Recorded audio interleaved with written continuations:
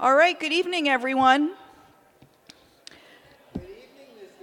We're so glad you could join us at 6 o'clock, so we are joining our live feed on time, because we like to be on time in television land. Thank you, I got a ringer in the room. Thank you. He also happens to be the guest. I'm Lauren Glendavidian. I'm Executive Director of the Center for Media and Democracy. I'm so pleased to welcome you all here tonight for a public talk by Jeff Chester entitled Big Data, Politics in the 2020 Election. Jeff has been here with us a couple of times in the last 10 years, and we think the talk might actually be the same talk that he gave last time, but I think actually that isn't true. He has some predictive ability, and many of the things that he spoke with us about in 2011 have come to pass, and the implications of big data and the intersection of mobile devices and the issues related to privacy and consumer protection are now more than ever important for us to understand as media literate people and as activists. I'd like to first thank the folks who have helped us put this event together. First, the staff of the CCTV Center for Media and Democracy, many who are here. You met them when they came in. You can see them running camera and running the production, and I'd just like to thank the staff so very much.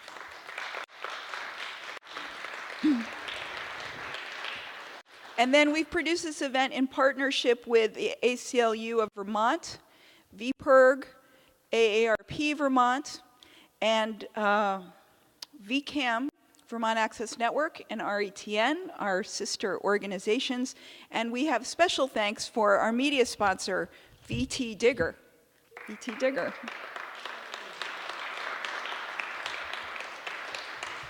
I just want to let you know that we are recording this, so you will be able to see it and share it. We will send links out to everyone who registered, so just in case we haven't captured your email address and you'd like that, please make sure we get it up front.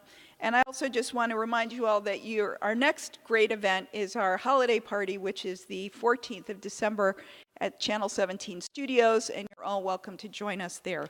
As I think most of you know, Channel 17, Town Meeting Television, Common Good Vermont, and CCTV Productions all operate under the umbrella of the Center for Media and Democracy.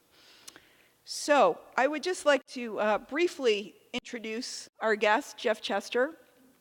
Jeff is the Executive Director of the Center for Digital Democracy, and he is recognized as one of the leading consumer protection and privacy activists in the country.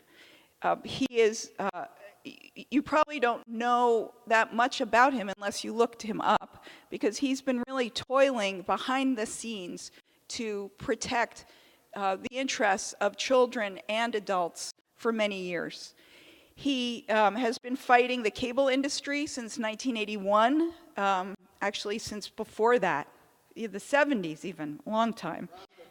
From the crib. And life was simpler then in the analog age. But Jeff was part of a small band of visionaries who saw both the promise and the threat of the internet age in 1990. Many of us kind of stood on that hill of 1990 and said, oh my goodness, there is something called the digital age coming down the pike. How are we going to protect the public interest in this very rapidly changing environment? And so Jeff worked with many people. He is a collaborator to help enact the Children's Online Privacy Protection Act, COPPA, 1998. And it is the only federal online privacy law on the books in the United States, which actually is part of the problem that we're dealing with today. During the 1990s, he also played a prominent role in issues such as open access and network neutrality, diversity of media ownership, and the development of the FCC's E-rate, which enables discounted rates for schools and libraries so that we can get access to the internet for those public institutions. Since 2003, Jeff and the Center for Digital Democracy has helped to place digital privacy on the Federal Trade Commission's policy agenda. So while many of us have been working in the FCC realm to try and get them to change the way they do business. Jeff has also been working in the Federal Trade Commission realm, which is where a lot of these corporate decisions are made and regulated. And he's worked to address unfair and deceptive practices arising from online advertising, which is what he will talk about today. There are many other things that Jeffrey has done. Yes, so I'm going to cut to the chase, which is that most recently, he is the current U.S. co-chair of a group of EU and U.S. public interest groups called the TACD Information Society Group, which pushes the limits of global corporations to protect digital interests. So he's not only working in the States, but across the globe to make sure that corporations, which are global, are behaving as good citizens, which is sometimes easier to do across the pond than it is here. So whether Jeff is winning or losing, he is out there with his foot in the door that is constantly closing against the public interest, and we're very grateful that he is here with us tonight. Thank you.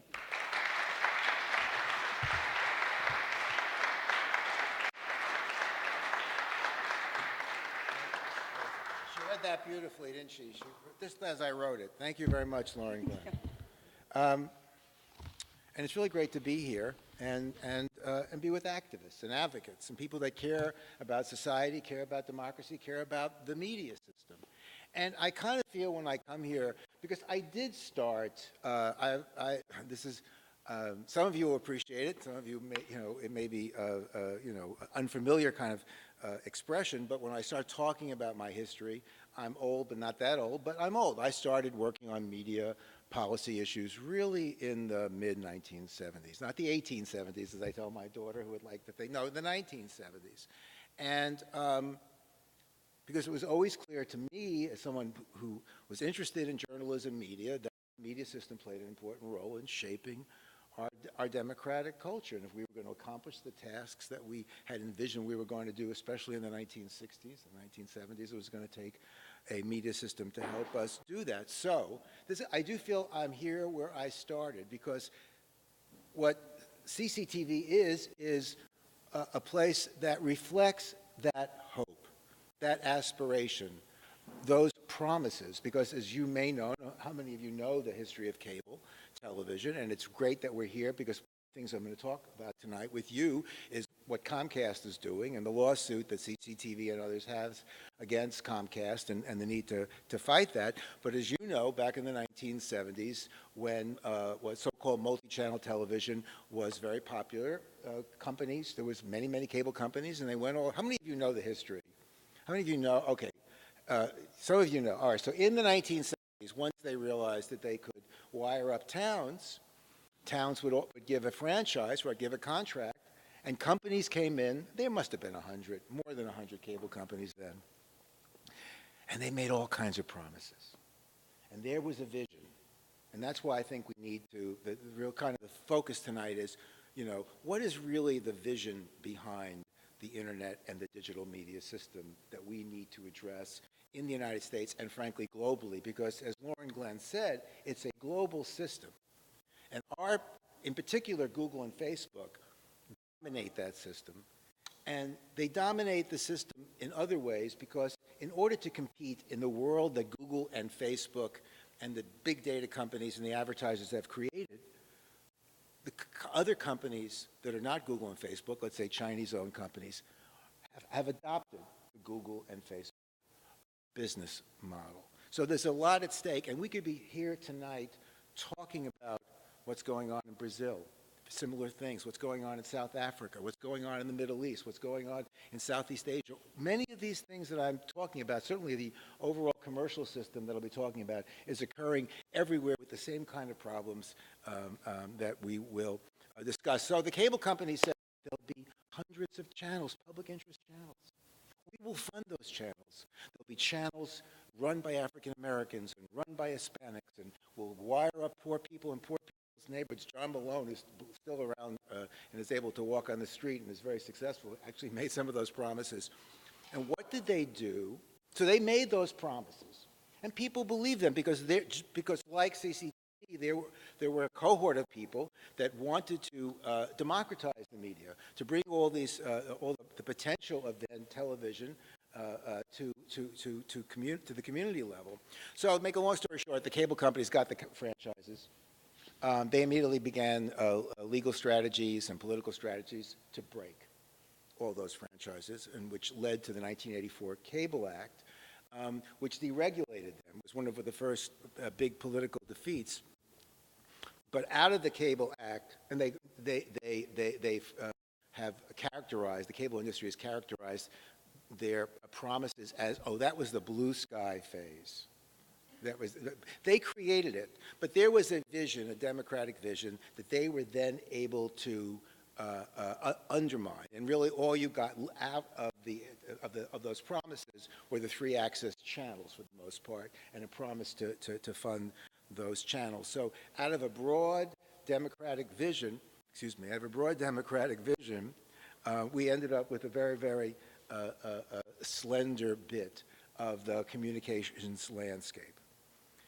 So I think, we're at a very particular point, I think, with the internet, and as I will talk about in the last election, I think we really saw what the internet has become really play out in this election, and although, as you'll hear, I think it worked the best for Trump, for a number of reasons, which I will soon discuss, everyone used the set of tactics and tools that has been created by the Googles and Facebooks and the big advertisers and this big data digital media apparatus. So, there was a promise of the internet, there's a promise of digital media. It has, in fact, delivered a great deal. But I suggest to you that and this is what I think we need to talk about tonight, because it's a reality check for me. Because what I do all day is I really spend my time looking at the business practices. And we'll show you some of the behind-the-scenes stuff, the business practices of the Facebooks and the Googles and their collaborators, so to speak. And I think we need to be very, very worried about the direction our digital media system is going, what it means for individuals and communities around the world, and in particular, what it means for how we elect our officials and make decisions about public policy. So what we really have developed, in part because, I'll as an aside, look, so in the 90s, there's this promise, and it's interesting, I was thinking just now, it wasn't just that the industry said, we'll have the internet. In fact, it was advocates who said, like the Electronic Frontier Foundation, my God, this is going to be and it was, to me, it was just like what they said at cable, and just what they said broadcasting, and this is an old story to someone like me who understands media history, but many people believe that the internet was in fact not going to be commercial, was going to serve all the public interests. I'm sure if you know the history of the internet, that was part of the motif. But at the core of the internet's business model, once it became commercial, about 1993, 94, was this notion, and this is where I am repeating what I said last time, because I think it's important, of one-to-one marketing and the creation of the cookie. That at the very earliest stage of the internet, despite all the rhetoric about its democratic potential, was in fact the understanding by the most powerful commercial players of the time, and that was the AOLs of the world, for those of us who remember that this system allowed you to track an individual on a website and deliver targeted advertising to that individual. And that basic business model, that I can know everything about you, right? I know where you go, has in fact remained as the dominant paradigm for the internet. So what we have today is a commercial surveillance system, par none. What the industry has been able to do especially since 2012, which is why the election is important, because I'll give you the headline. In 2016, the political parties and the special interest groups from the left, which I sympathize with, right, to the right, all use the power that has been developed that is largely, behind the curtain, unaccountable to achieve their own ambitions in the last 4 years. And a lot of it has to do with this. I mean, how many of you really go through your lives every day without turning to this, right? You know, how dependent we have become on this, and maybe not, I assume it's true. I saw a lot of people in this room doing it, so I think I'm standing on firm ground. What this did was this. It said, oh, I now know your geolocation. I'm going to get your geolocation. I know what you're doing in front of your PC, right? Now I need to know what you're doing on your mobile device, and I especially want to know what you're doing on your mobile device because I'm going to know where you go and when you go and what you do there. And then they said, oh, we also want to make sure we tie back to the television, because increasingly for those people that have streaming television, digital television, so-called addressable television, multi-channel television, the set-top box, there are ways of, in fact, bringing it all together. So in the last 4 years, what the Googles and the Facebooks and the AOLs and the Verizons and the Comcasts have done is they've been able to identify us as a single individual, regardless of what device we use. And they've been able especially to expand their kind of what they call hyper-geo-targeting, especially expand at the community level, what we do. Our geographic behaviors. They have pioneered effectively the use, and now this is the dominant way that advertising is sold, not only in the United States but around the world, to automatic buying platforms that buy us and sell us in milliseconds. The industry's term is called programmatic, and it was inspired by the computers used in Wall Street that were able to kind of buy. Hey, my own flashback. That was, but and so we are sold in a real-time auction. When we're on our mobile phone, when we're in front of the PC, and now increasingly even in front of TV. And we'll talk about this, but I hope it's work we'll all do together. Comcast is also in the forefront. And another major development has been this explosion of data sources about us, and data sources partnering with other data sources and working closely with Facebook and with Google and others to create, substantial profiles about us, what we like, what our ethnicity is, what is our race, what are our financial concerns, where do we spend our money, what do we watch online, because of the mobile phone, where do we go, what do we buy, what are our health concerns. All of this information is now being collected on a regular moment-by-moment basis and analyzed, right? So companies can make predictions and decisions about us. And the dossier is this invisible dossier about us contains scores, and the political groups are using this, right? What do they think our worth is? Can they sell us this kind of credit card or sell us this kind of insurance? But it's more than just a big data-driven digital advertising system here. It's also a system. This is where you can accuse me of being, I don't think I'm paranoid, but we can question whether I'm right in describing it this way. It's a system of micro-persuasion, because and micro-persuasion. And let's remember here. So when we talk about this, when I talk about this system, I'm talking about Google and Facebook and the leading online companies and the digital advertising companies and the Fortune 1,000. 1,500 and the cable and the phone companies. Everyone is involved in this business. What is McDonald's and what is Coca-Cola or Procter and Gamble? They've become data brokers. What's happened in the last few years is that having information about you is so valuable. And the need, and once again, it goes back to the mobile phone, and especially younger people who principally can connect to the via the mobile phone.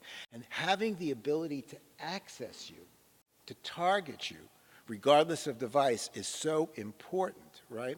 That companies themselves have amassed a huge technological infrastructure. It's called data management platforms and other kinds of services where they can collect and use this data and partner with Google and Facebook. But what they've also done, it's more than data, they have developed a host of advertising, what I call advertising applications.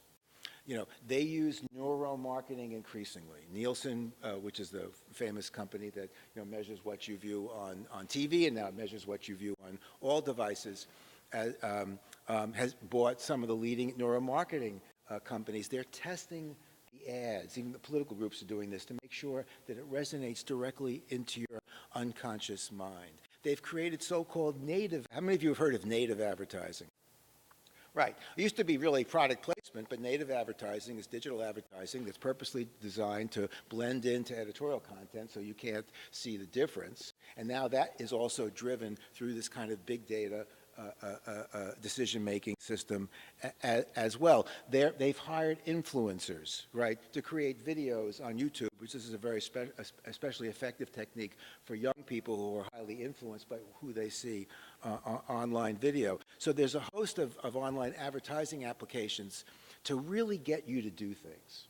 Now, whether those nudges really work, how far do they go? Are we just talking about, buying a car and buying a credit card? But we are at the beginning of this system.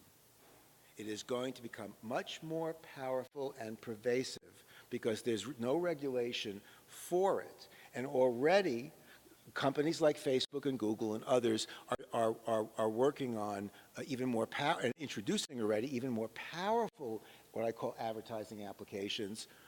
So, for example, Facebook recently, and I'll give you some websites to go to. So, first place, you should definitely go to, and these are my, the industry is this is where I sound like I'm a comedian. The industry has always written my material.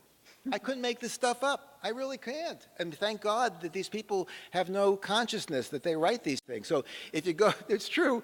So if you go, and I was at the lobbyist of Facebook last week for another reason we'll maybe talk about their junk food marketing, and they don't even know what their own company does. Go to Facebook IQ.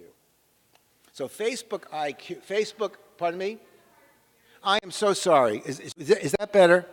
Is that better? I am so sorry.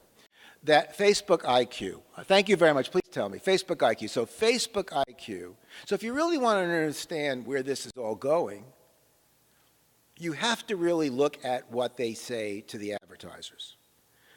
Because if you know the history of communications, right, the broadcasters would get up in front of Congress, the cablecasters would get up in front of Congress, and they'd say, we're doing this great stuff, and we're doing this great stuff, and people believed it. I call it repetitive promise syndrome, because no matter what medium, they all said the same thing. Don't worry, we'll deliver.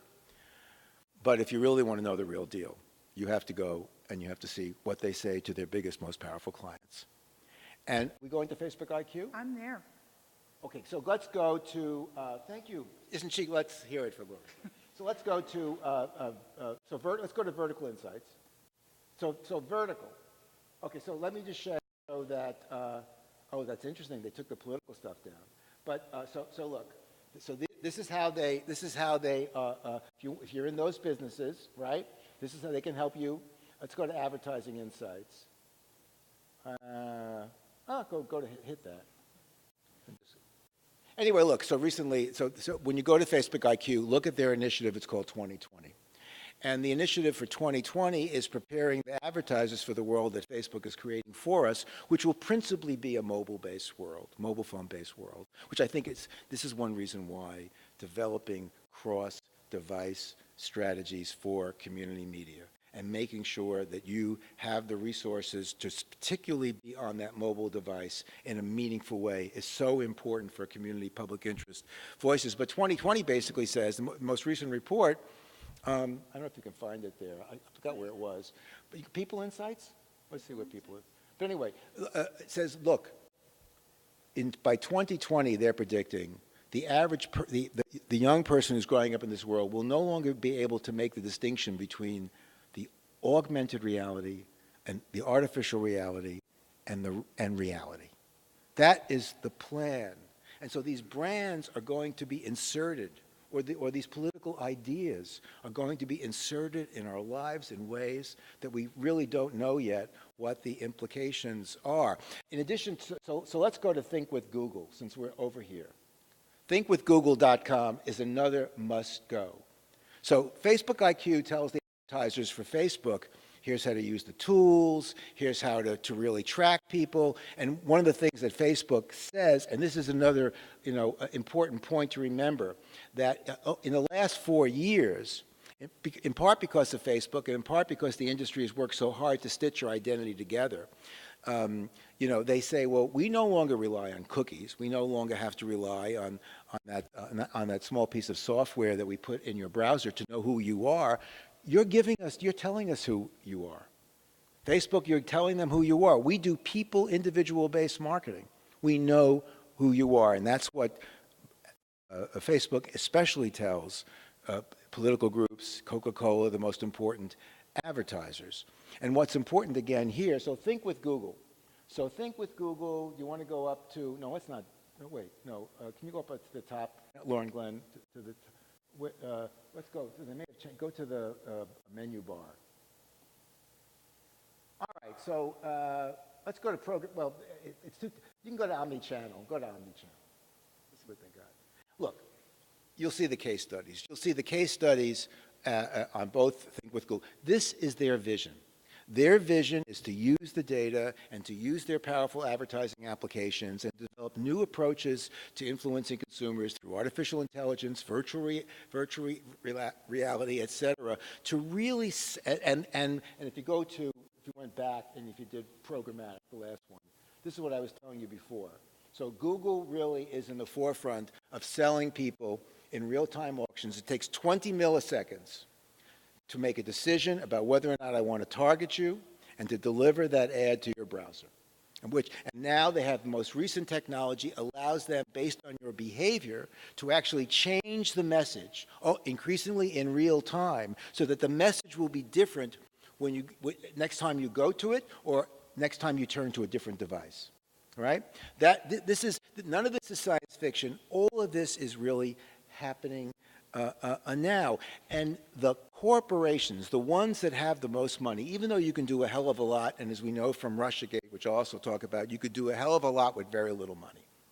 But if you are a deep-pocketed corporation or a deep-pocketed political campaign, you get a different level of access and experience and benefits from a Facebook and Google than the average person. So my warning to you, and maybe it's kind of a classic lefty warning, and I think it is, but that's who I believe, that's what I am, is that we really need to be very, very concerned about the power that the most wealthiest corporations on the planet have through their relationships with companies like Google and Facebook that are really shaping our digital experiences now, and the ISPs are doing the same, because Comcast and Verizon and AT&T have had Google envy for years, because they have said, I have the eyeballs, you're getting the revenue, right? Which is why they've made so many investments, but they have now basically taken the same business model. They're all doing programmatic advertising. They have similar relationships with big data companies. They, in fact, work closely with Facebook and Google as well. So there's no getting out of this system that has been created that I think is also reinforced at the global level, because when you go to Think with Google, do Think with Google APAC, Asia Pacific, do Think with Google Middle East, do Think with Google UK and Europe, and you will see similar stories. Or look at Facebook for Business in Southeast Asia. Go to Facebook with Business. Facebook for Business, please. Anyway, you will see a similar story everywhere. So look, little has been done to challenge the Googles and the Facebooks up until now. They really were favored entities under the Obama administration. As you may know, and this is not necessarily a mea culpa, I mean, one reason there's been in the first place, the media activists focused their attention on the phone and cable and the old media for the most part. They saw Google and Facebook as allies, and indeed Google was an ally in the last network neutrality fight, not this network neutrality fight. But they somehow believed that these were benign and potentially supportive of a democratic vision. So those media reform groups then challenged them, and then Google and to some extent Facebook has just, like any groups in Washington, has just bought and sold all these nonprofit groups. I mean, if you look at the groups that work on media and telecom issues in Washington, D.C. and civil rights groups, you will see Google has been a huge funder. So there's not been an infrastructure of advocacy to go after these guys. And we saw it early, I have to say. My wife and I, when we were working together running this NGO in the 1990s, and others saw it too, especially the Electronic Privacy Information Center, which is still around. And we tried to get legislation in the 90s to regulate online privacy. We knew this was coming. And the Clinton administration was then, in the pocket of AOL and the other companies, and they killed any hope we had to get protections for privacy. But we were able, over the objections of the Clinton administration, because of Ed Markey, and interestingly at the time, John McCain, to get the Children's Online Privacy Protection Act passed. And so as Lauren Glenn said, COPPA, and I'm proud of it, but I'm ashamed of it. COPPA is the only online privacy law the United States has. The minute you turn 13 in the United States, you no longer have any safeguards. And the reason that there hasn't been as much advertising and targeting to children online, and that's changing now, which we'll maybe talk about, was because only children have the right through their parent to only children are required to have an opt-in. In other words, before you collect personal information from a child online under the law, you have to tell a parent what you're going to collect and get their informed consent. No company wants to do that. The default has been, I collect, and if you ask me you want to opt out, well, good luck, because you really won't be able to opt out very much. So what's happened is once you turn 13, there are no longer any protections. So until Russiagate and the role of the election, and other recent developments, there's not been any kind of criticism. Now that's changed now in the last few months. The people are aware of Google and Facebook. So we're now going to switch. What my topic is supposed to be, the election. Let's go to slide 1.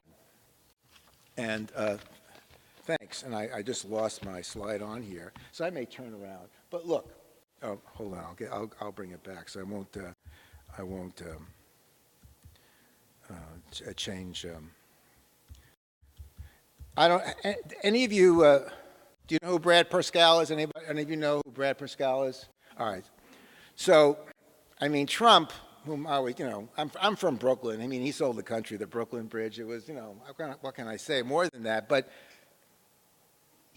I don't know if you know who his digital director was. But it was a guy, I think 60 Minutes did something about him not too long ago. The 60 Minutes did something. Did you see the 60 Minutes show? You should watch it. It's online, 60 Minutes. So Trump uses Parscale before he's running as a candidate, and he puts out a bid for a website, and he takes Parscale because it's the lowest bid, like $1,500 for a website. And then when he's running for president, and I think it was Kushner who went to Parscale, will you do the campaign? And so Brad Parscale goes from being a small town, I think San Antonio, small town, local digital ad guy, to running the digital advertising effort for Trump, which I think at the end he billed 80 million over the year. But because he was an ad guy, he said something that I think was, he said something that was very revealing, which is that quote right there. What do you mean? What are you talking about?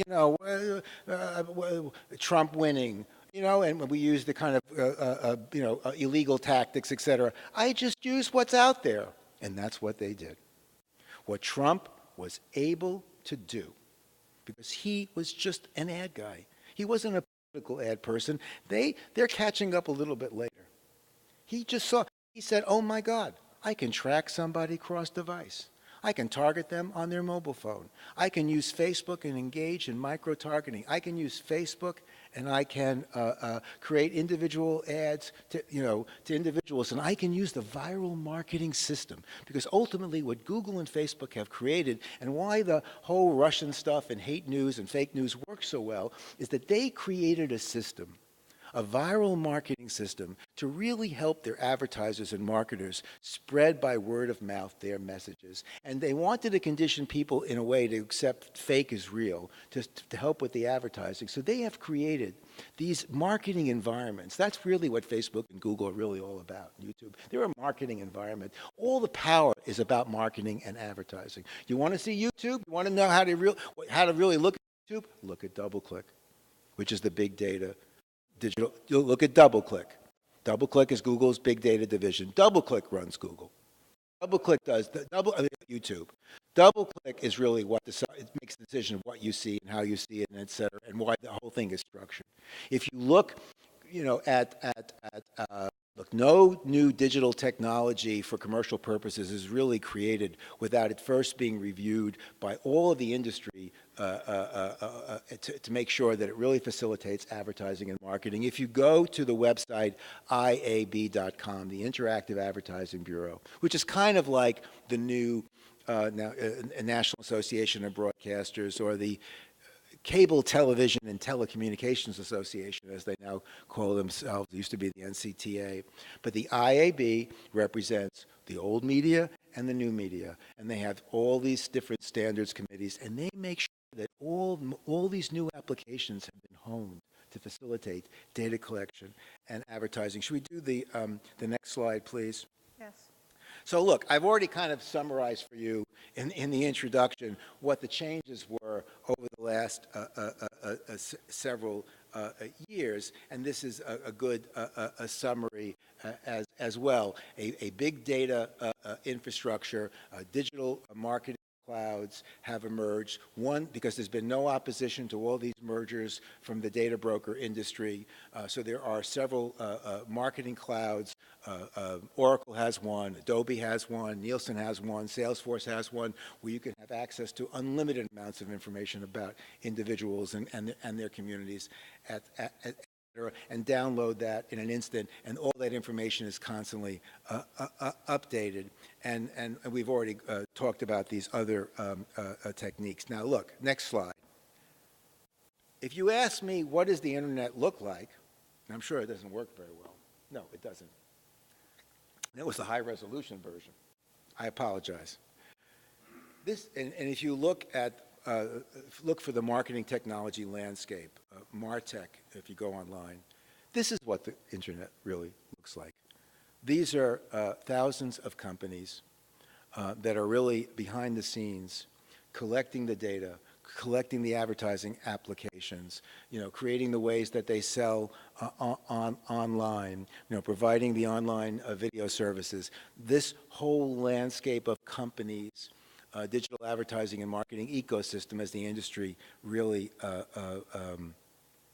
calls it, is really what shapes our experience. Now, there are really just a few companies that really kind of dominate the system. When Google and Facebook make a decision, it reverberates broadly, but there is a chain of relationships that really play a role in shaping our behavior, and a lot of it involving marketing automation, the ability of computers now to make these decisions about us.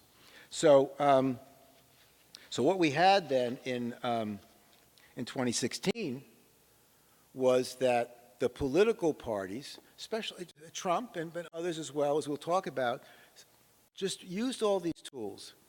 Because what's happened is this, that in the absence of any kind of ways of restricting the ability of the Googles and the Facebooks and the big data system to collect your data and to use it as they want, the political parties have unlimited access to it.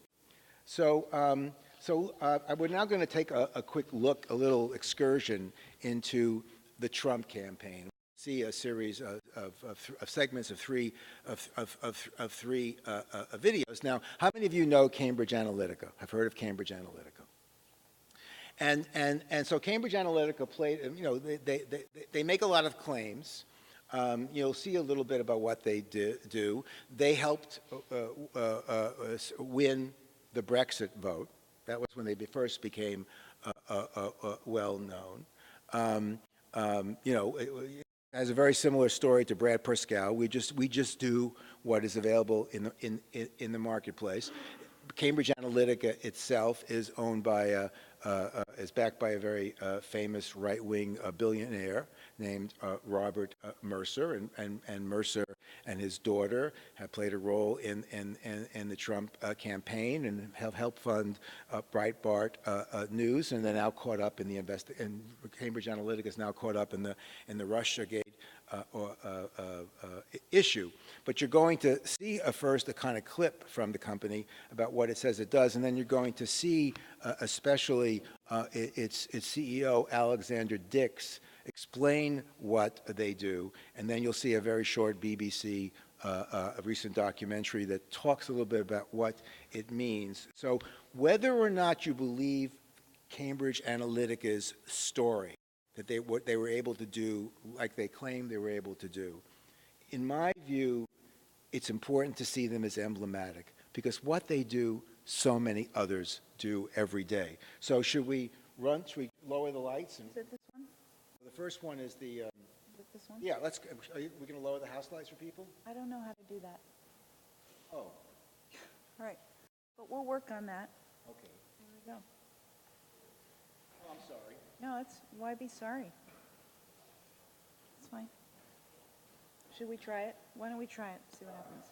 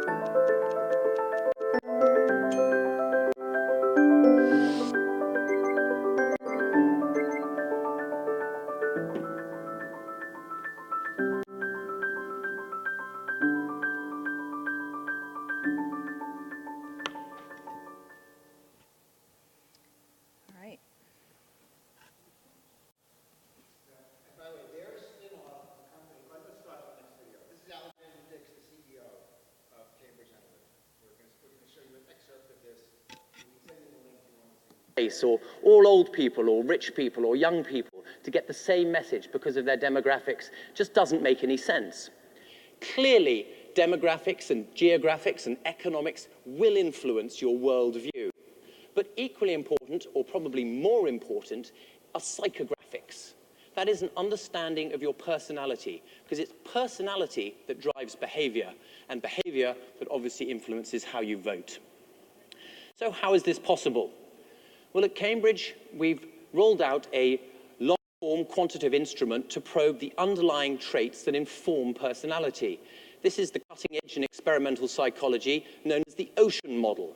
OCEAN being an acronym for openness, how open you are to new experiences. Conscientiousness, whether you prefer order and habits and planning in your life. Extroversion, how social you are. Agreeableness, whether you put other people's needs and society and community ahead of yourself. And finally, neuroticism, a measurement of how much you tend to worry. By having hundreds and hundreds of thousands of Americans undertake this survey, we were able to form a model to predict the personality of every single adult in the United States of America.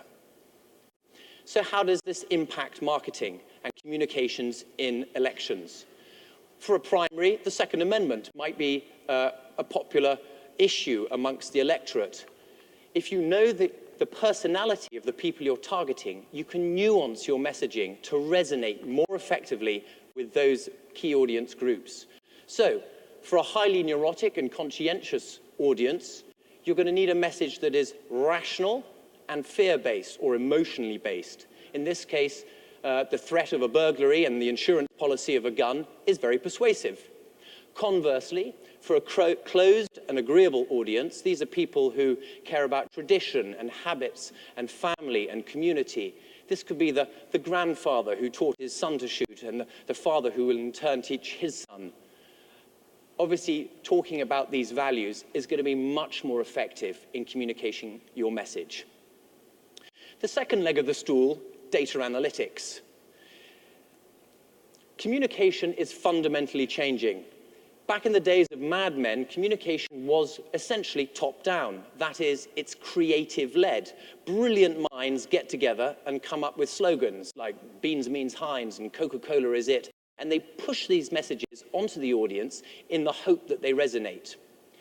Today, we don't need to guess at what creative solution may or may not work. We can use hundreds or thousands of individual data points on our target audiences to understand exactly which messages are going to appeal to which audiences way before the creative process starts. So what is big data?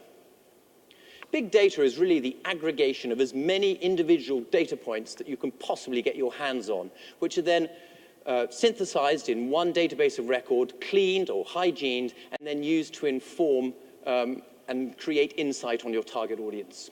This could include demographic and geographic factors, age, gender, ethnicity, religion, and so forth.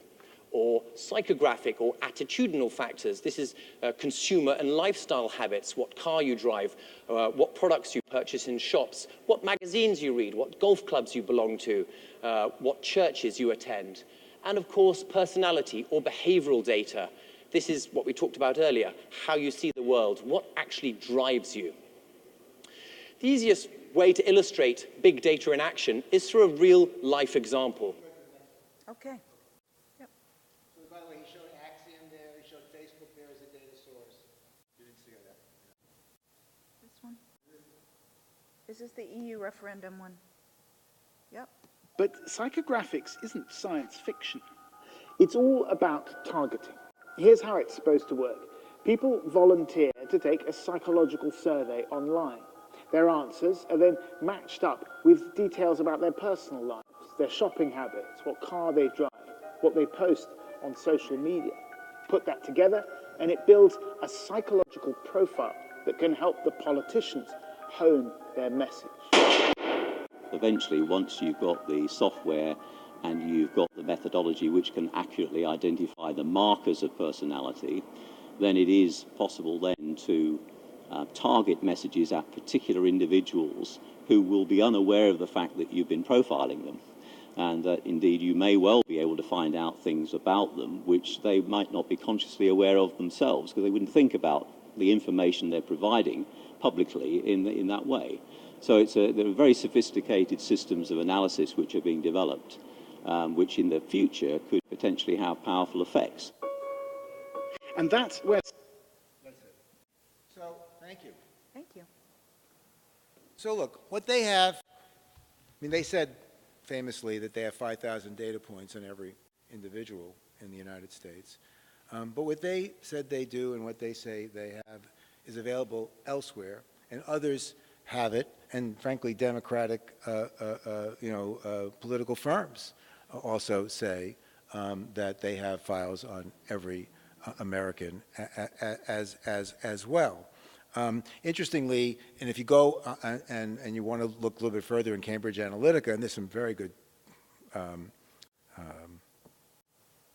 online video with Dix on YouTube is worth looking at, or Cambridge Analytica. But they're a spin-off of a UK commercial and national security company called SCL.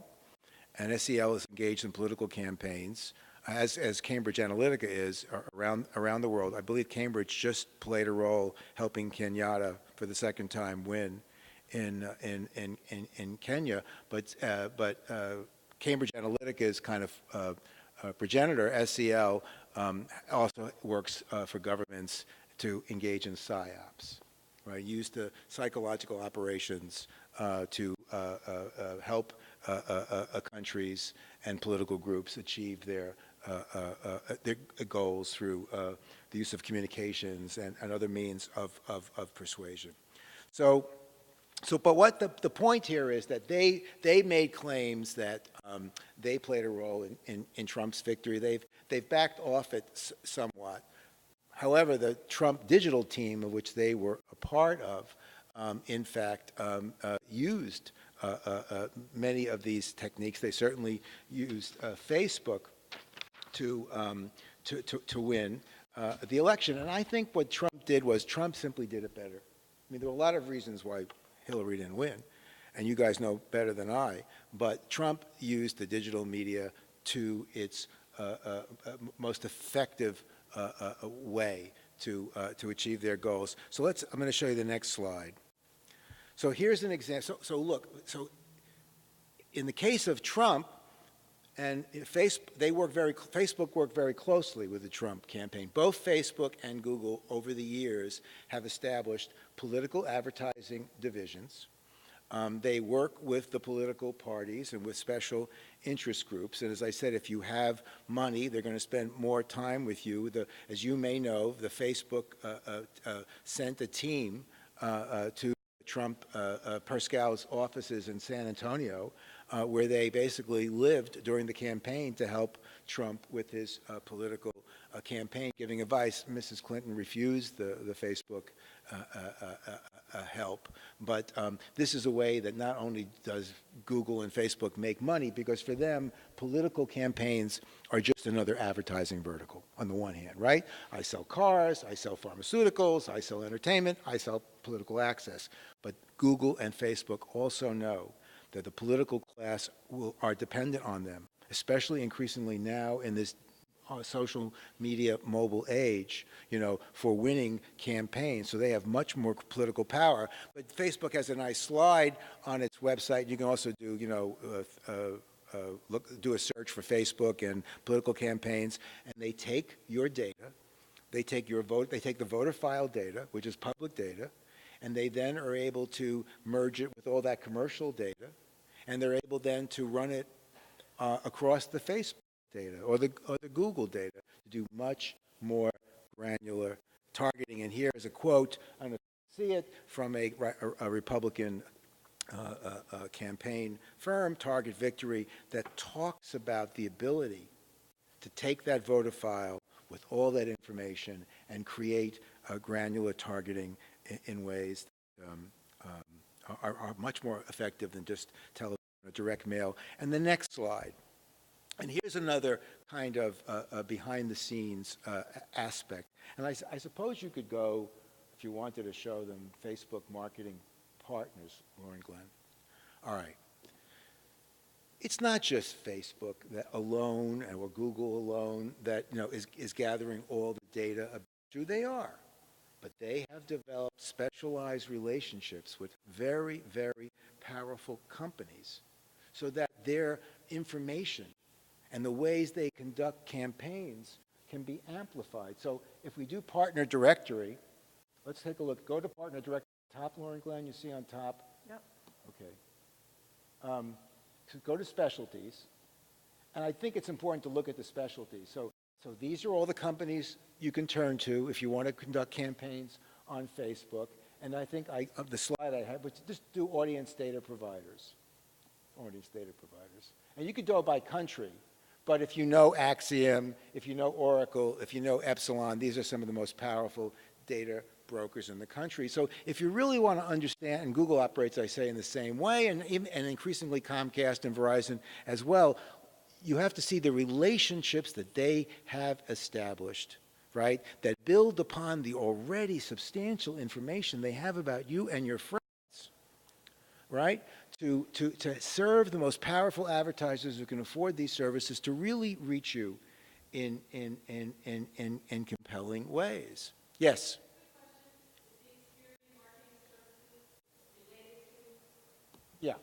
Yeah, you're right. You're right. And one exactly. I'm glad you pointed that out. And because these companies that were involved in so-called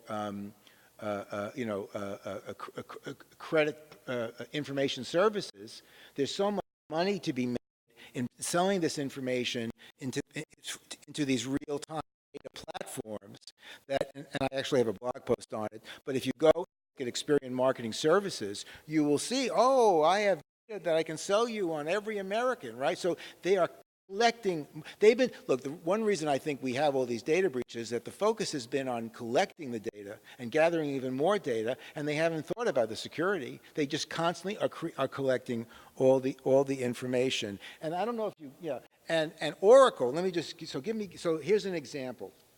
And if you went back to, go back, partner directory and the data, and go to the data companies, audience data providers, and go down the page a little bit. Go to Oracle. Okay. Now, some of you may know Oracle as a computer, a company, but what Oracle has done is it's become probably the most powerful data broker company in the world, aside from Facebook. And Oracle has, and we raised this as objections at the Federal Trade Commission and the Justice Department in terms of mergers, but nobody's really looked at these mergers in the data industry. But Oracle has just bought dozens of companies.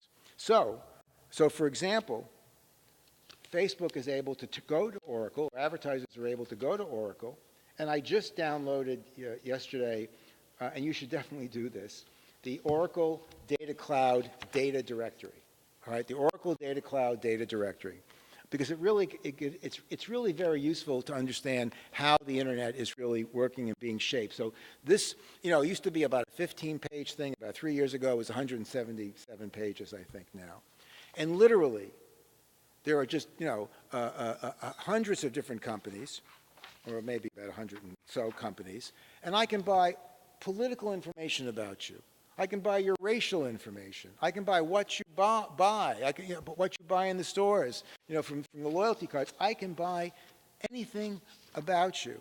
And I just picked one example just at random just to read to you. So, all right. So here's one of the companies that Oracle Data Cloud offers. It's called 33 Across, and it provides the following data types: auto, behavioral, consumer products, financial, political, retail, seasonal, social, lifestyle, health and wellness, food and beverage, expecting parents, et cetera, et cetera, et cetera. And they're just, dozens and scores of companies that now work as part of this system. So, but it wasn't just the right that used this. Should we go to the next slide? Mm-hmm. Please. Facebook campaign to This is, if you go to Facebook for Business, which I think you should do, because there actually are some real other horror stories on there, where Facebook has decided these are really the best examples of our effectiveness. You will see, the Bernie campaign profile. I'm going to read you a little bit from the Bernie campaign profile. But what you didn't see in 2016 was the progressives and the Democrats using the same kind of emotional, inflammatory advertising techniques that Cambridge talked about, right? About kind of really taking advantage of what they think our kind of emotional state is, and using the data and the ability to target us across divides to motivate people or to get people to act in one way or another. You didn't see it. But what you did see, because there are no rules, because up until the Russiagate, there was, there's not been any requirements even that these campaigns disclose when they're doing a lot of this stuff on the internet. You had campaigns on the left doing this. So let me just read you a quote from the case study. His campaign took advantage of Facebook's full suite of targeting and direct response solutions to encourage people to join its email list. The campaign used custom audiences to retarget newsfeeds ads. Custom audiences is they take their database. I'm sure many of you were connected with Bernie in some way. They take all the information that they've collected and they upload it to Facebook, and Facebook analyzes it, and Facebook decides, I know where so-and-so is, I know what so-and-so is doing, reach so-and-so on their mobile device. That's what custom audiences, and Trump used custom audiences a lot, and target them. So Bernie used custom audiences to retarget newsfeed ads to supporters to keep enthusiasm levels high. The team also worked with Facebook's Creative Shop to launch the first ever politics-specific Canvas ad, and it goes on. So what Bernie did was, and that's when I talked earlier about advertising applications, and I forgot to say a lot of them are designed to be immersive. So these are Canvas ads. These are ads that are kind of full screen, that are designed to really kind of bring you in, to maximize the engagement. Bernie used many of those techniques, and then he worked with, quote, Facebook's marketing science team to track and measure how effective they were. And the next slide, please. And in a way, I think, look, so, until this whole Russiagate thing, Facebook didn't talk about this, and many people kind of thought, oh, Facebook's a neutral platform.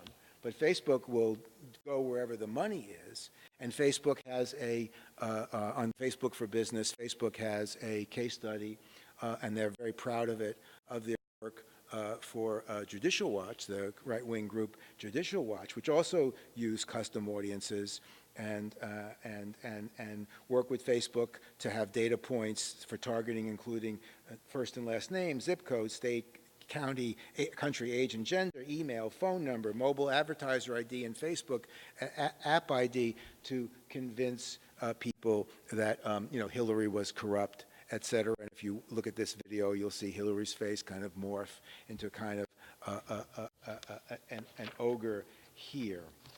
So you had campaigns, you have Facebook and Google helping campaigns from the left and the right, reach voters, but also manipulate voters. You will see another case study on the Facebook for Business site where they helped a business PAC demonize the Democratic candidate for North Carolina, helping them create stories about how, frankly, made up stories about how she would raise people's taxes and cause all kinds of discomfort for old people. Let's go to the next slide. And here's just as another example, just to give you a sense that this is all these techniques that have been developed for the commercial world, the ability to understand where you are on your social media, the ability to reach you on your mobile device, the ability to take advantage of your IP address, to target you, on your computer or wherever you are, to put a tag, on your browser so they can target you. These things now are kind of very, very widespread. And in 2016, what you had was because the ad industry realized, my God, we can reach these people. Up until that time, it had been, I think, dominated by advertising companies that specialize in political advertising and political marketing. But in 2016, realizing that they could use all this power to reach people, you had all the advertising agencies, you had the Nielsen company, you had everybody in the business basically engaged in ComScore, engaged in taking all their information, making it available to political campaigns to convince the electorate. And we already are seeing that it is beginning again now for 2018. In fact, what the internet has allowed to happen is that these campaigns never, ever end. They go on all the time. The battle to convince us, continues. So, questions? Should I wrap up? Is that it? Yeah. Oh, okay. I was about to. So look. So they used all these tools, which we can go over a little bit later. They used these, they used all these tools, and they especially, by the way, used the fact that over the last few years, the country, and I think this is important, I think it's important for Burlington, I think it's important for Vermont, because across the country, because of the mobile device, they have companies have really sliced and diced the country into highly distinct geographic areas. They've mapped the entire country, basically. And they have analyzed who lives there, what the demographics are, what they buy, what their racial composition, who they vote for, and they've made that information available to advertisers and marketers that are then able to make decisions about specific geographic areas, but also take advantage of when you're in that geographic area. So, for example, political campaigns do what McDonald's and others do. They know you're near store X, and an ad will appear. You're in the geofence, right? So there's a highly a granular location targeting that's really a further invasion of privacy. And we have no time for the video then? The last video? Let me just, before we get to kind of the conclusion, let me just show you this last video, because this is very typical of the technology that's been developed over the last few years to collect and use all of our data. This is the programmatic platform of the world's most powerful advertising company, WPP, and in 2016, WPP used this advertising platform to engage in political advertising and marketing. Is this the one? Yes.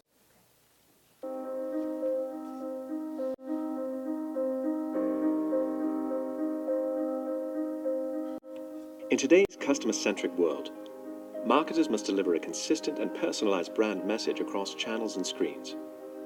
There are 5 to 6 billion digital devices operating globally today, with many consumers owning 3 or more.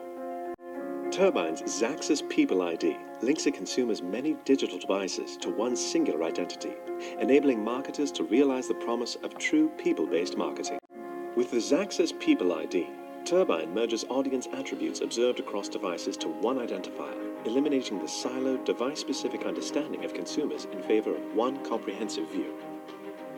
This singular user identity means that marketers can better understand how consumer propensities differ from screen to screen, enabling them to personalize each message by device and format based on their unique consumption patterns. The cross-device view of consumers also means that Xaxis can measure consumer engagement and response across devices, uncovering campaign performance that is lost in a siloed, device-centric consumer view.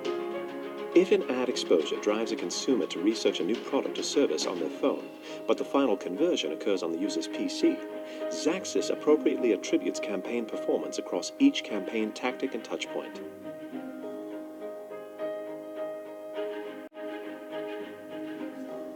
the last slide, and then we'll go to questions. All right. All right, so look, this is emblematic. This is what they're all offering. You know, there are big programmatic advertising systems. There are small ones. Google and Facebook certainly have the largest. WPP says that they have the largest archive of profile data in the world. Now look, Comcast, we're going to talk about it. Comcast has built up its infrastructure to prepare for this new world so that it can, in fact, be a major player in the big data digital marketing era. They have bought these companies up to strata in the last couple of years to have much more control over the flow of audiovisual information, to be able to determine what people are interested in, to integrate advertising, to micro-target that advertising, and increasingly to enter the Internet of Things market. And they've already transformed the television network NBC. If you go and look online, NBC Studio, which is their big data operation, you will see that NBC is using now much more information to be digital-like. So all of television is now basically bending to the gravity of this new world to become a single part of it, right? Where we're kind of tracked by all of these devices and bought and sold by political groups and others. And in a world, and I want to go to questions, in a world where they can create and are creating an ad just for you, a message just for you, a political group is saying an ad is just for you, and they know so much about you, how are we to determine what is real and what is not real? How can reporters possibly know when there's not just one campaign ad, but there's 150 million different campaign ads, and those campaign ads change, and that they're able to patch all this information about us and track us place to place, and are increasingly using these immersive, emotion-based ways, the psychographics, as Cambridge Analytica talks about it, which is what the Burger King and Coca-Cola and all those other guys do. So I suggest to you, we need to be worried about the forces of the commercial industry in our lives and the values that they are trying to extend into our lives, and especially with young people who are really increasingly going to be growing up, maybe not in Vermont, but elsewhere in a highly commercialized environment, because COPPA kept the companies out of the kids market until now. But Google has invested heavy. Facebook wants to move into the kids market. Kids are growing up with this in their crib. All right? They are the emblematic cross-device market, right? And parents are turning to this instead of the TV. I don't know how many of you, use the TV, even if it was PBS, so you could cook dinner. So the marketers are now doing a full bore entry into the kids' market. They're going to grow up in a highly commercialized culture, and we have to think about what does that mean for their identity and their health and all that. But the political groups have no constraints whatsoever, whether it's a local campaign or a state campaign or national campaign, to use all this stuff. So let's do questions. So I'm going to open the floor. I'm just going to start by saying, What will be? Are they going to take me away? What will? That's what you're going to ask, right? No. When are they going to come take you away? What will be You've been different? watching this stuff too long. Facebook IQ. What is your IQ? No, sorry. What will They're not 2020 be like if this is what Well, I think that 2017 is look, like? already candidates are talking about using artificial intelligence and virtual reality in the campaigns, and I think this will happen so that you'll be able to have a virtual conversation, literally with a personalized virtual conversation with the candidate. I think we need to be worried about it. It may not be at the top of the list, but the fact that the major brands are heavily, and Facebook and Google are heavily invested in augmented reality and artificial intelligence and are using it for advertising and basically monetization purposes. And what messages are in the foreground? What messages resonate? As I said, all this stuff is tested. They don't let any of these ads out anymore, even for television, unless they know it lights up a certain part of your unconscious mind, makes your eyes go a certain way. Facebook just put a study out. When you go back to Facebook IQ, where they hooked up people, I think it was a game study, measure their sweat, thermodermal, I think it's called. So they're increasingly doing all this stuff to make sure it works. And I left one thing out, because I am worried about the power of the corporations and this system. So what Russiagate did was it put the companies on the defensive in terms of the government. How did you let those ads, blah, blah, blah, come on? But what it also did was it caused a great backlash from the Fortune companies who said, Facebook and Google, A, you have too much power. You don't play nice with us. You have all the data. We want the data. It's our data. And two, you're putting our ad on these fake news sites and hate news sites. So there's now a realignment. There's a political realignment that's going on now.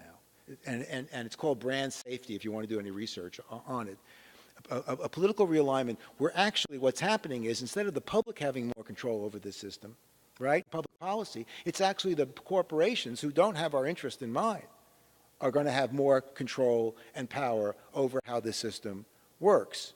And that is a real danger. So they're heavily invested in this kind of branded environment for people so that we connect to these brand experiences in profound ways. And I think we have to be concerned about it, especially when it's used in the political sphere and maybe able to motivate people who are not as sophisticated.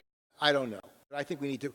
This is not on the agenda. What's on the agenda, and this is good in Washington, and it needs to be on the agenda here in Vermont, what's on the agenda in Washington is, those Russian ads. All right? And Google announced today, and when it filed at the Federal Elections Commission, which you may know, the FEC was told by Google and Facebook in 2011, we don't need any disclosures for digital ads, like they require disclosures for TV. Who's paid for what? Nah, our ads are too small. Finally, we're going to get a disclosure, but no one's really asking about all of these techniques and the fact that what does it mean that they have access to all our personal information because America doesn't have any privacy law. Now, I'm supposed to ask questions, or you were going to ask me a question, but I want to say there is possibility. This May, Europe is going to implement the strongest privacy regime the world has ever seen. And it was fought for 6-7 years. U.S. companies it was the most expensive lobbying campaign in European history because U.S. companies, led by Facebook and Google, tried to stop it. But because in Europe there is this memory, historic memory, of fascism and communism, and they understand what happens when powerful entities are able to collect so much information about you, they passed a law, it's called the General Data Protection Regulation. And starting in this May, U.S. companies operating in Europe are going to have to act differently. Now, how meaningful it'll be, it's going to be a fight. But there is kind of hope on the horizon, particularly eventually, because there is going to be some kind of breakthrough, and we can say, well, you're doing it in Berlin and Brussels, why aren't you doing it in Burlington, et cetera? Okay, questions? Yes. Sorry I didn't speak up. I apologize.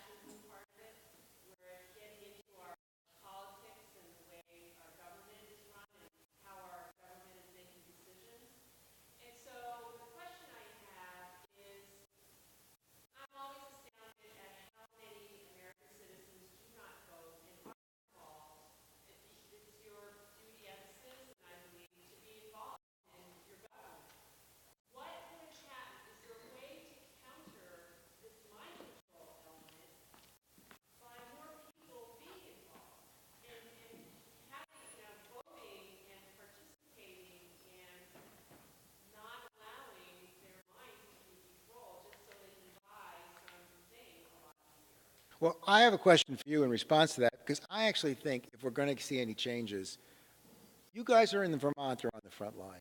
I mean, because of your support of progressive candidates, for whatever, good or bad about Bernie. I personally supported him. My daughter still has his bumper sticker on her car. You helped change the conversation. I think you need to ask questions in the city, in the state, exactly what these companies are doing here and how they are doing it.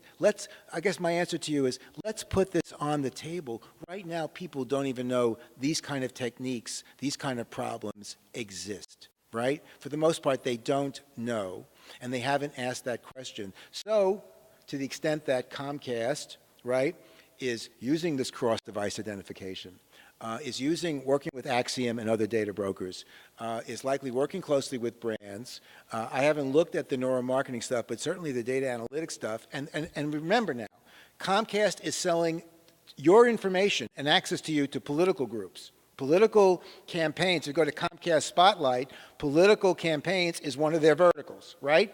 So for every ISP in this state and working in this city, and Verizon and AT&T and Comcast, you should be asking for public hearings. And we'll help you. We'll provide some background information for you, and you can show some great videos that Comcast has up there. I hope that, and to hold them accountable. What are you doing? What are the safeguards? And ask that for the political campaigns from Bernie to the Republicans. How are you using these technologies? Well, at least it'll be on the record, and then hopefully you'll have political people saying, no, we need to have safeguards and rules here. Well, I'm more kind of, I don't have, I'm sure other people have good answers for you.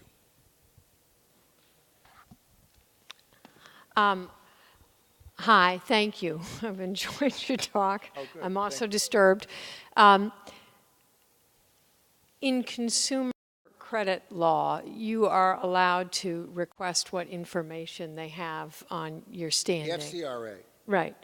Is there any, beyond educating people so they even know there's a problem, Well, are there certain things, how do we even know, what is the profile on Lauren Glenn? Does she know, how do you know what has been profiled? And that's the first, broadly, and then is there a right as a consumer, even though we don't own you can correct a credit report. I don't know, that's the first thing. And then how does anybody do a cross-device thing if you don't have locations? That's just a technical thing. If you don't use location services, how does...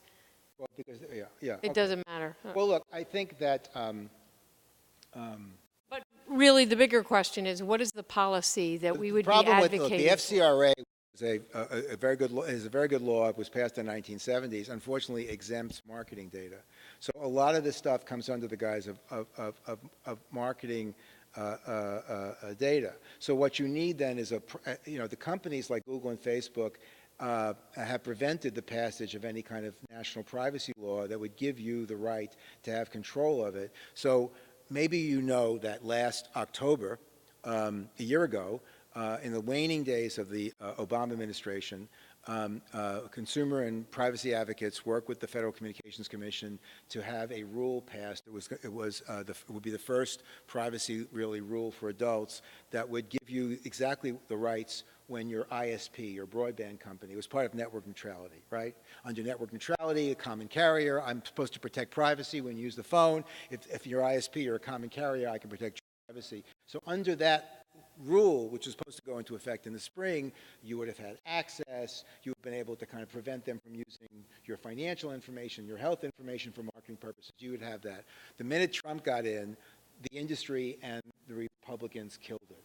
Took it, so and then what happened was it was introduced at the state level. In fact, it may be a version of it was introduced at the state level, including in California. And in California, the Democrats killed it, actually with the help of Comcast, Google, and Facebook. So there's a battle at the state level. I think you said, somebody said today, there is a bill in your legislature that repeats what the rule did, and that's what you want to get passed. The companies don't want to give you the ability to know what's being collected and make some basic decisions about how it's used. And so, for example, although there's a First Amendment issue here, we need to prevent your data from ending up in political campaigns in the first place by not allowing the companies to gather it and analyze it and share it in the way they do. Now, in terms of the cross-device ID, your phone also has an identifier too. Not sure, so even if you're not using, let's say, Bluetooth or Wi-Fi, you have a location. The device has an identifier, and there are various ways of tying it together. It's called deterministic and probabilistic identification, but they've worked it out.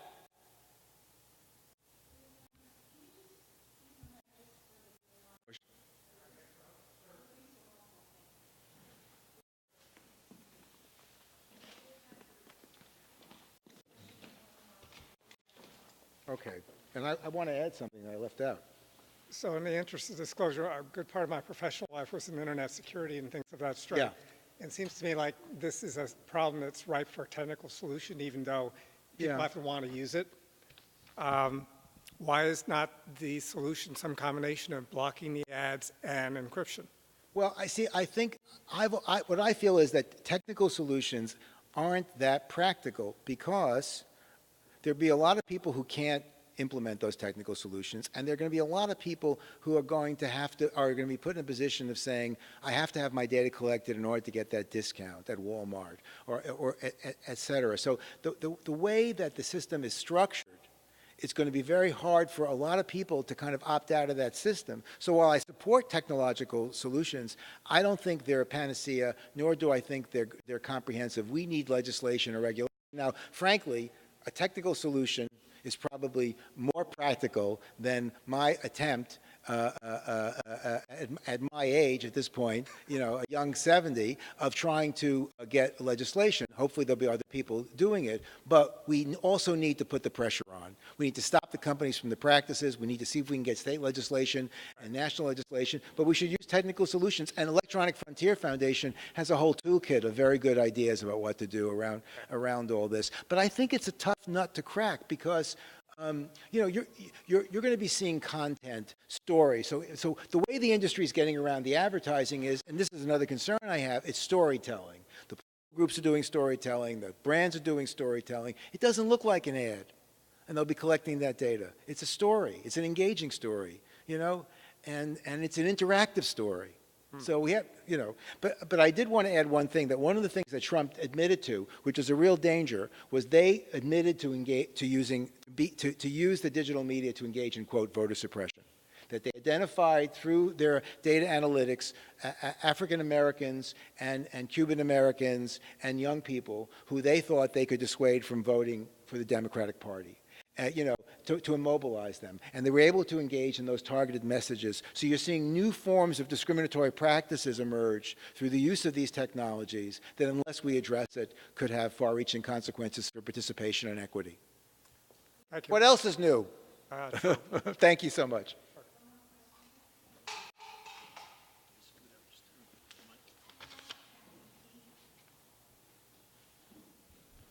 Thank you for the talk. Thank you, sir. I appreciated the insights. right.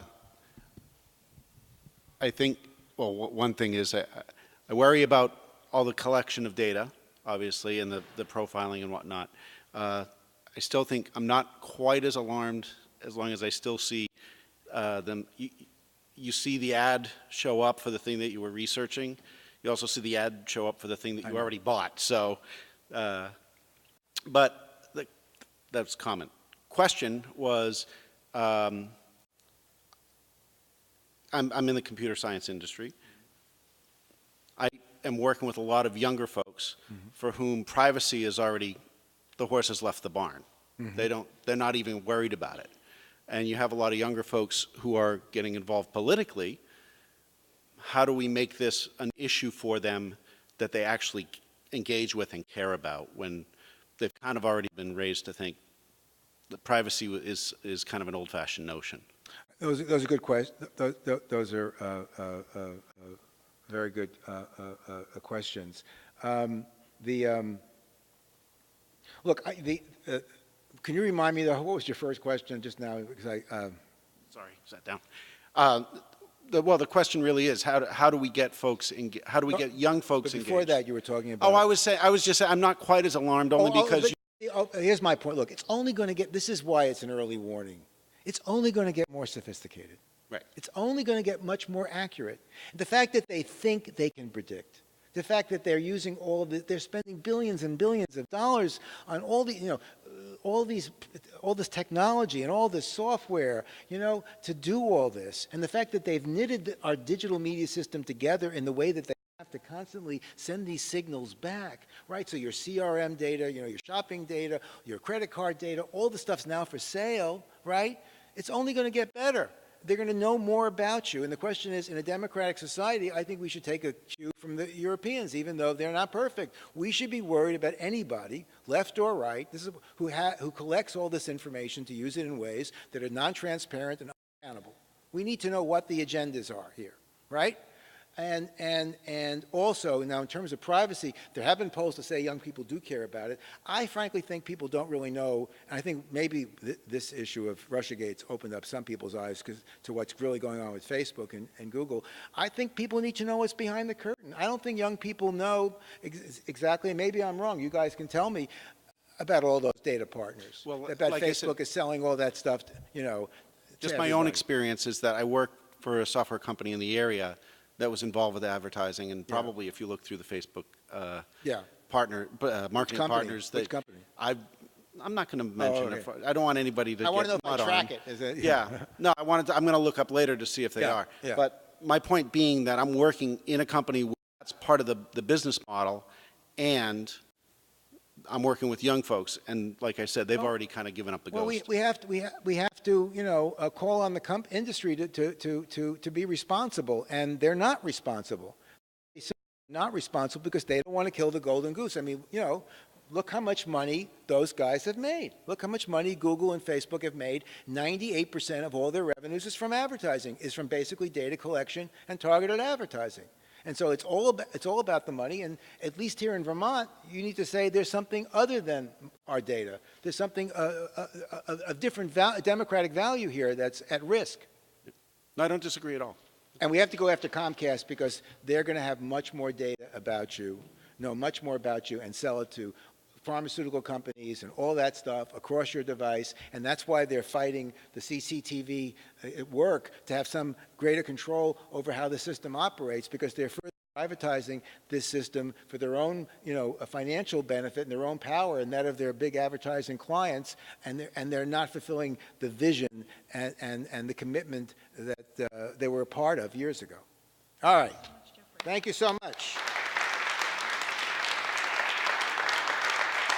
Thanks for inviting me. also be appearing at a Christmas party in case you missed anything.